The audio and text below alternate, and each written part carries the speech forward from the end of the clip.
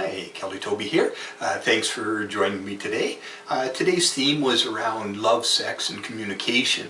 And one of the things that I wanted to share about was about how sometimes love and sexuality can get wired together.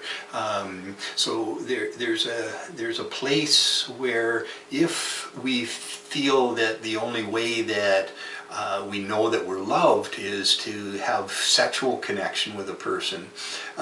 There can be a place where whenever we're getting needy for love, that there can be a tendency to try and get our needs met through sexuality. And we may not be conscious that that's what's going on. Oftentimes this is a theme that runs in our subconscious being and can drive our behaviors without us even being aware of it.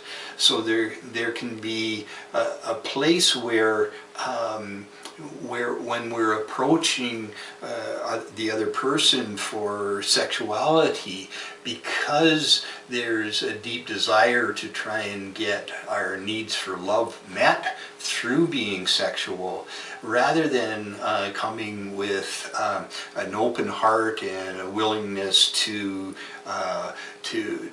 hear a yes or no to the sexuality, what can happen is if the other person is turning us down for sexuality, there can be a place of feeling somehow that we're not loved, and so it can set up a desperation, and then we can be coming across with attachment towards the other person for them to provide for us sexually. And it can obviously create all sorts of difficulties within the connection between two people when there's that attachment going on. Now, one of the ways to work with this is to first recognize if that's a behavior that's going on for us, and then to realize that it's actually our need for love that needs to get satisfied, and to start to do the work of opening to receiving more love. And the first place to open to receiving more love is to open to our own self-love and connecting with a place where we can honor and respect and care for ourselves.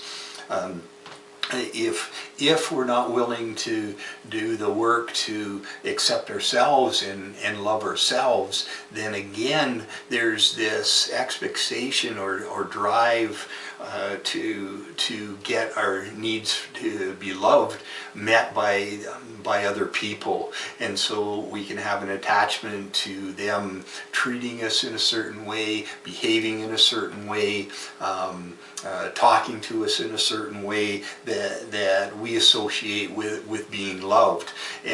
And rather than it coming from a place of bonus and it being nice to be loved and cared for by another person, it can come from this place of internal demand and an attachment to get those needs met by the other person. And of course the other person is going to pick up on that, whether consciously or subconsciously. They're going to feel that demand, and whenever there's a demand, there's a feeling that the other person isn't honoring our freedom of choice, that they're trying to control us, that they're trying to manipulate us. And unless we're in a real centered place when we're approached with demands, there can be a tendency then for us to go into a bit of resistance, pulling back, attempting to show the other person that they don't get to control us, they don't get to manipulate us. But often that attempt comes out in a form of rebellion, and the rebellion is basically saying, no, I'm not going to give that to you, when it may actually be true for us to give that to the other person. But if we're afraid of being controlled, then we're disconnected from our own sense of power, and so to try and exert our power, we can go into that retraction, pulling back, withdrawal in order to try and bring ourselves back into a place of power, which isn't really true power. The place of true power would be for us to check in, see if it's true for us to share with that other person in a way that that we want to, and that they want to as well, and to allow them to deal with their own place of attachment and their place of demand that they may be putting on us. So we don't have to buy into the idea that the other person can control us. So we can just be clear that we have choice to say yes or no. So we don't have to say no out of rebellion, and we don't have to say yes out of control or manipulation. We can just go and find a true answer for ourselves. Is it appropriate to step back in this situation, or is it appropriate to step forward and share with that person? Now, we can bring in a level of communication and share with our partner as much as we're aware of. We can share what's going on for us. If we're feeling controlled, if we're feeling manipulated, we can just put that forward, hopefully without judgment or condemnation, but just letting the other person know that's our sense of what's going on.